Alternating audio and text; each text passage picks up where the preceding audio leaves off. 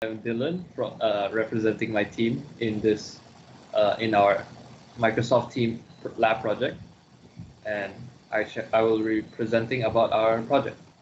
We've written that Unit 10 has been having troubles with their third-party file management system, in short for FMS, which is Moodle. They have been feeling unsatisfied with their current service as of late, partially due to the current pandemic that has been happening, which makes the necessity for a stable FMS very important. They have decided that they would rather have their own FMS catered to their own preference rather than using an outside source for the long run.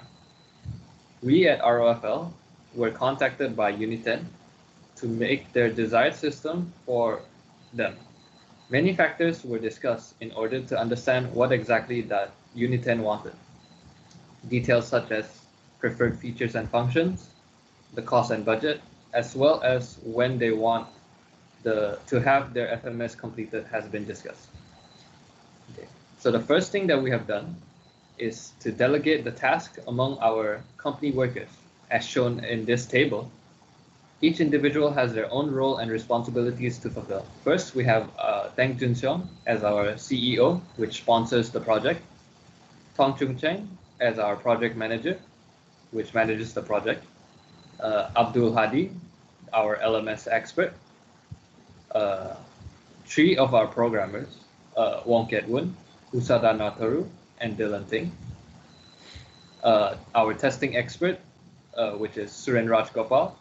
And last but not least, which is the system analyst, which consists of Paul Raccoon, Tom Ceylon, and Yamazaki Lankesh. You can see from here, some tasks have dependency on other tasks. Examples are on tasks 4, 5, and 6. All three of this depends on the task tree. This means that they can only proceed after task tree has been completed.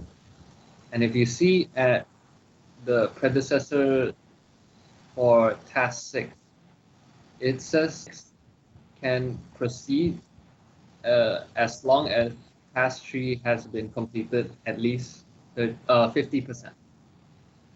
We can also refer to this on the network diagram. Here we can see it more clearly on which task is dependent on which. We also have set the duration of each task. For example, the stakeholder identification has been set to a duration of 3 weeks, and Project Charter has been set to the duration of 1 week. Tasks in the project requires their own resources. For example, Task 16 requires Tang Junseong as the resource. We can also see that each task have their own individual costs based on their resources. So if we go to the resource table,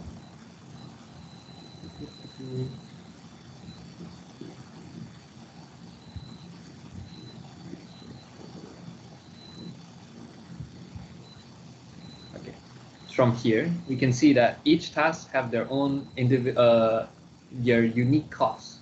This is determined by how much resources is allocated, and as an example here, we can see that executing takes up the most, it uses the most costs, as it takes up the most time and also uses the most resources.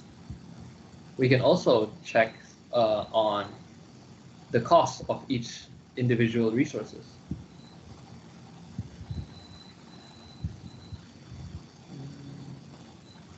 So here we can see that the cost of each member or resources differs from each other, and this is determined by the role they have in completing this project. Before this, our final duration for our project has changed multiple times. This is due to the fact that we have accidentally overlapped a few resources. So if we go to the resources, the previous one, okay. Here, for example, for task 15 and task 16, the starting date for task 16 starts at the same day that task 15 ends. And we have also allocated Paul Raccoon to be in charge of both the tasks. This has made that so Paul Raccoon has to do two different things at the same time, and causing an overlap in our resources. After we have reallocated some of our resources and rescheduled some of our tasks, we have come to the final duration of 303 days, which is approximately 10 months in development. There it is. As mentioned previously, each task have their own individual costs. And if we look up here, we can see that the total cost of this is the total cost of the entire project, which is approximately 1.5 billion ringgit. This is on critical path. So every project has their own critical path, and critical path is the sequence of tasks in which they do not have much or at all any slack time. Here on the Gantt chart, we can see it's on the right, but if we go to the network diagram, we can have a clearer view of what is of our critical path. Here we can see that our project has only one critical path, which starts from the very beginning. It is the stakeholder identification and ends at final project completion, if I'm not mistaken. Yeah, final project report. In conclusion, our company has allocated 10 members towards this project, with the estimated duration of 303 days and the cost of approximately 1.5 billion. We have successfully allocated our resources and removed any resource allocation problems. We at RFL hopes that we will be able to complete this project within the estimated time and budget. We also hope that people at Uniten will be satisfied with the product of this project. With that said, this concludes this presentation. Thank you.